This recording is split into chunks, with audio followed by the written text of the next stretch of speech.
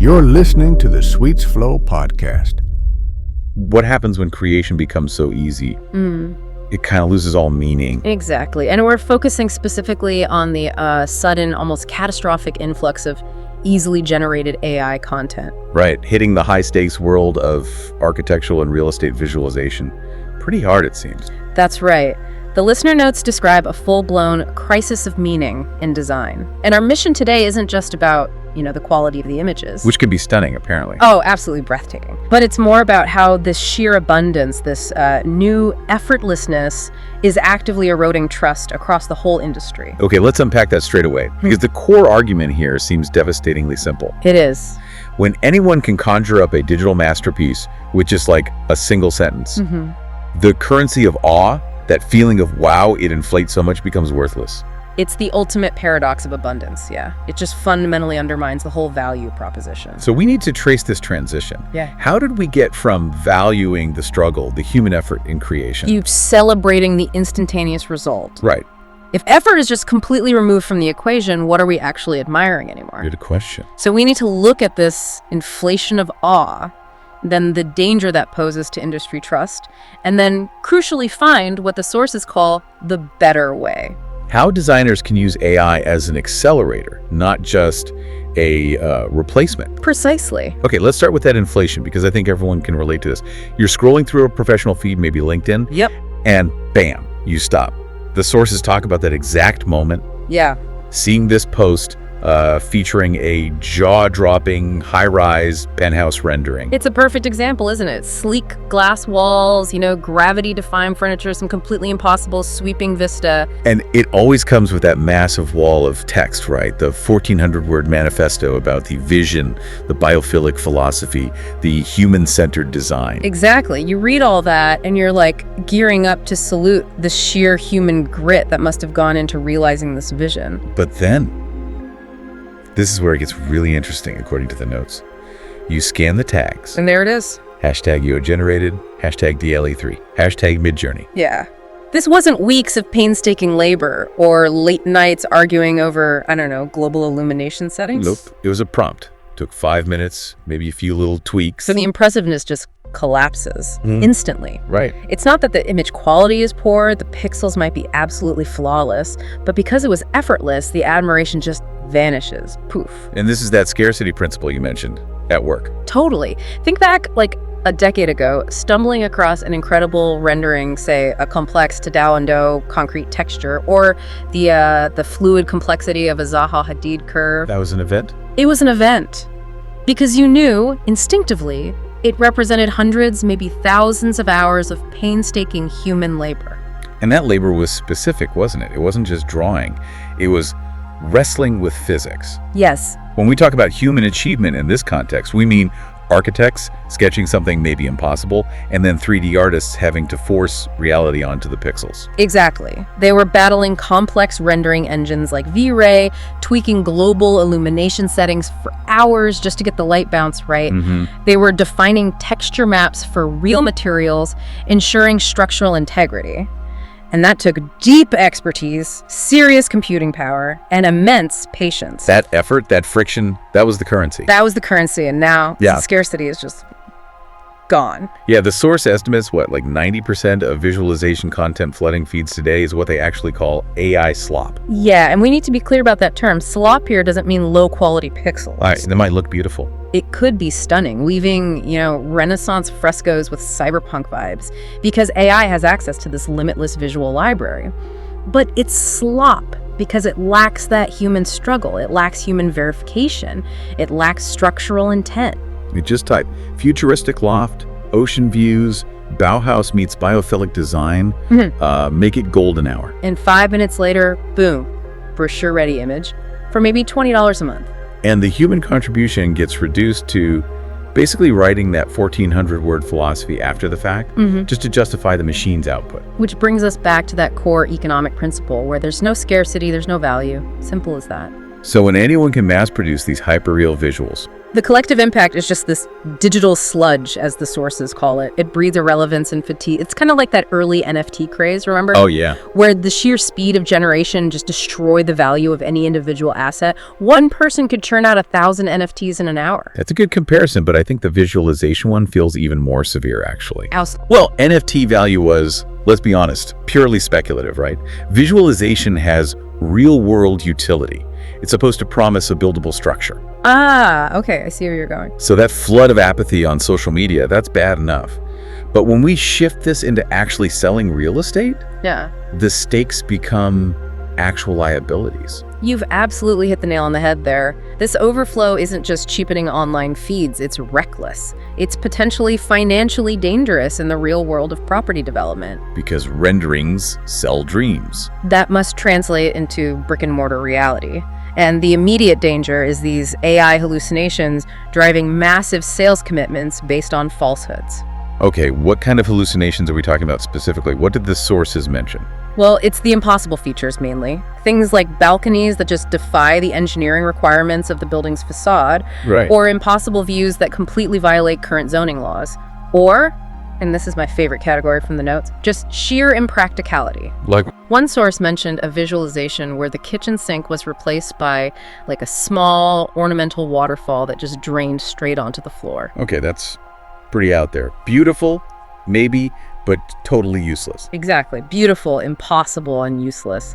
Another example showed this grand soaring ceiling, but it completely forgot to factor in the massive space needed for essential HVAC ductwork. Wow. Okay, that kind of structural ignorance is a massive liability. Huge. Buyers or investors, they look at that gorgeous picture, they commit maybe millions based on that AI promise. And then the brick and mortar truth hits, as the notes say. Precisely. The HVAC system lowers the ceiling by 3 feet. The neighboring tower they forgot about blocks that perfect golden hour view.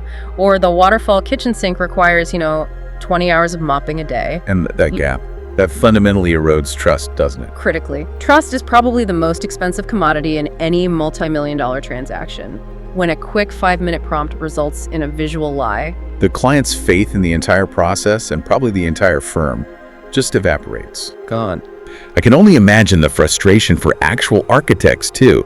They go through years of education, learning structural limits, building codes, all that hard-won knowledge. only to have a client wave some structurally impossible AI image in their face, demanding, make it exactly like this. It's deeply frustrating, and it cheapens the core profession. The source material really argues that this whole goal of using 5-minute prompts for social media clout, that desire for instant, unearned awe, it ultimately damages everyone who relies on truth and feasibility in design.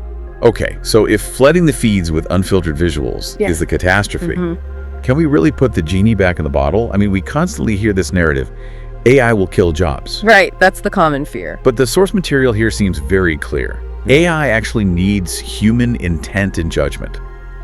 Because left unchecked, it just hallucinates wildly. Absolutely. The machine is, frankly, a terrible editor and an even worse engineer. Anyone who's played with generative AI for more than 10 minutes realizes this. It excels at aesthetics. But fails miserably at physics. It creates staircases that lead nowhere, doors that open into solid walls, rooms where light just bends in physically impossible ways. It needs our validation. It needs our reality check. Okay, so instead of replacement, we should be aiming for acceleration. That's the argument. That's the core idea, yeah. But I want to challenge this hybrid model for a second. Doesn't using AI for even the initial concepts, even if they're just quick sparks, doesn't that fundamentally cheapen the initial creative process itself? Are we just swapping out the serendipity of hand sketching for pure mechanical optimization? That's a really valid concern, and the sources acknowledge it, but they argue that the human designer's intent remains the critical starting point. Okay. Think of AI not as the artist, maybe, but as a hyper-efficient interface, a channel from your brain to the screen, as one source put it. A channel from your brain to the screen. I like that. It rapidly generates variations based on your knowledge, your goals, not just random pixels. That concept is quite compelling. So let's detail this hybrid model, because this feels like the critical takeaway for you listening. What does that workflow actually look like in practice? Okay, so step 1 is what they call the idea spark. The designer uses AI to rapidly explore initial concepts. So instead of spending, say, 2 days sketching 50 variations of a building facade, they can prompt, sketch a sustainable urban loft, then refine it. Okay, more weathered wood, less glass, integrate a green wall for passive cooling. This happens in minutes, not days. And the key here is that the designer is guiding the exploration, right? Okay. Based on actual real-world knowledge of sustainability, materials, whatever. Yeah. Not just random aesthetic keywords. Exactly. They're steering the ship. But then, and this is crucial, the moment that concept leaves the realm of just a spark, human craft must take over. That's step 2. This is the feasibility check. Yeah. The reality check. Absolutely crucial. The designer takes that beautiful but maybe structurally suspect AI concept, the one with the impossible cantilever perhaps, and imports it immediately into professional software. Rhino, Autodesk, whatever, enforces physical rules. And then the human judgment kicks in. Fully. The designer has to adjust the geometry to fit real-world load-bearing requirements. They have to texture it with real, actual, purchasable materials, and they have to render it using proper physics-based light simulation, ensuring every shadow, every reflection is accurate and achievable. Okay, so they're basically using the AI output as an incredibly sophisticated, super high-fidelity sketch. Sort of, yeah. But the final client-facing deliverable is still fundamentally a product of human engineering and applied physics. It sounds like the tool just helps you waste less time on the early low-fidelity drafts. Precisely, you put it perfectly. And that's why the sources really emphasize strategic backstage use of AI. Meaning, don't let the raw AI content face the client alone. Never. The truly valuable application of AI here is non-client facing. Things like running quick comps or roughs internally. Right. Performing really intense market trend analysis, like predicting which specific countertop materials are trending for lofts in this specific zip code. That's interesting. Stuff humans can do, but AI can do much faster. Way faster. Or simulating complex light paths and sunlight angles over the course of an entire year to optimize window placement. Right, so AI crunches the data on feasibility, market demand, physics, allowing the human designer to focus their precious time on the stuff AI can't do. Like the emotional pull, the cultural fit of the project, the narrative. The human stuff. Yeah. So the key differentiator then, it really just boils down to discipline, doesn't it? It seems so. Are you filtering the AI output through the lens of structural reality and genuine expertise? Or are you just dumping the pretty slop onto social media for likes? That is the core decision every single designer has to face right now. Flooding feeds with unfiltered, hyper-real visuals, that destroys trust. Using that exact same power to amplify human execution and ensure feasibility, that builds trust faster than ever before. So looking ahead, what's the inevitable outcome of this current visual flood? Where does this end?